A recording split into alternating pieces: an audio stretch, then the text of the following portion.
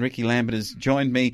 I'm going to reference this by saying that Stuart McGill has had this very unusual police report that's been made, that he's now the centre of what is an alleged kidnapping, which is all very strange, Ricky, isn't it? Well, in a former life, I was a defence lawyer for a while, and there is something odd about this police report. He didn't go to police for a week. It's been said it's because he was terrified, but no money was supposedly sought or extorted from him during this whole ordeal. It's now going to be before the courts. We'll be cautious what we say about it, but it does seem quite odd how this has played out with McGill. And it's very interesting because playing out with McGill and talking about cricket and some of his former teammates, they're in the news too in India.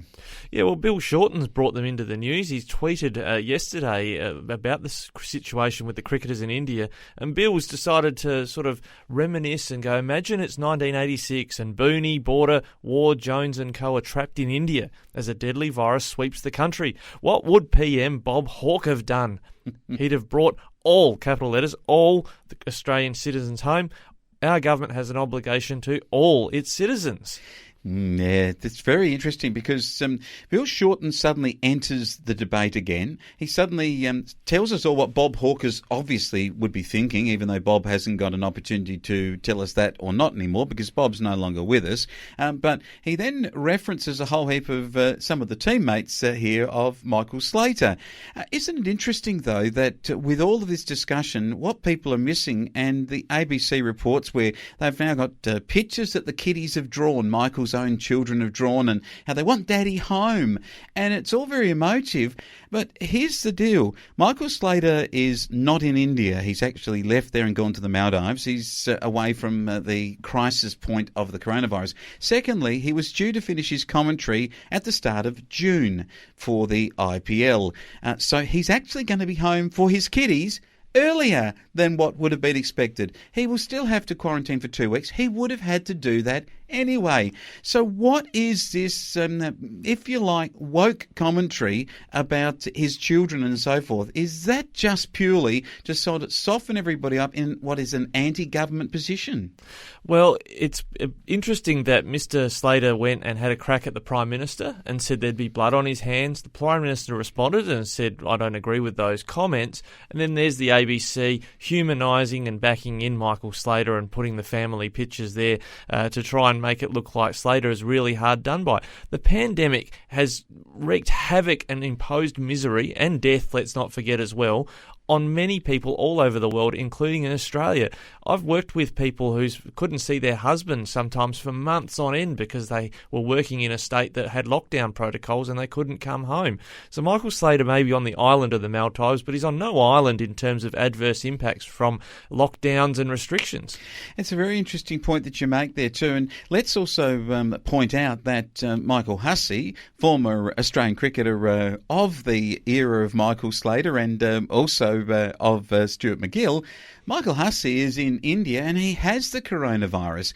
So if we are bringing home these 35 or so Australians that are part of the IPL, and we so-called bring them home early, get them here now, all that sort of mentality that we're getting from Bill Shorten, then how are we going to quarantine them, particularly given it's obvious that some of them have got the coronavirus?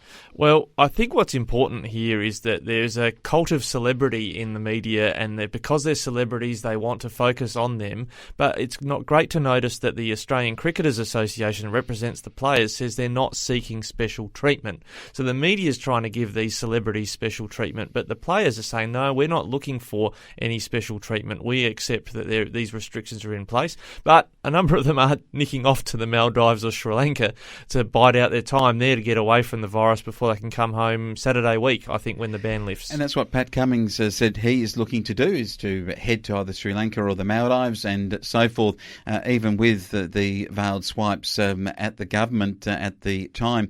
It's really interesting, though, because if the Prime Minister was Bill Shorten, and he could well have been the Prime Minister, then Bill's policy would have been to bring everybody straight home, and special treatment would have been given to our cricketers. Maybe that's why he's not the same as Bob Hawke. I think I'll leave the last word on this to a comment that comedian Craig Rucastle said, wrapping up all of these topics we've talked about. He said, "You can tell all our high-profile cricketers are trapped in India when kidnappers have to settle for Stuart McGill." Yes. So somewhat unfair to Stuart McGill, but I think it just makes a clear point that we are talking about something simply because it involves celebrity cricketers, and I think there are bigger fish to fry in this whole pandemic. I think there are. Maybe that Collingwood's gone off the front page also at the same time. They'd be back there if they lose to North Melbourne this weekend.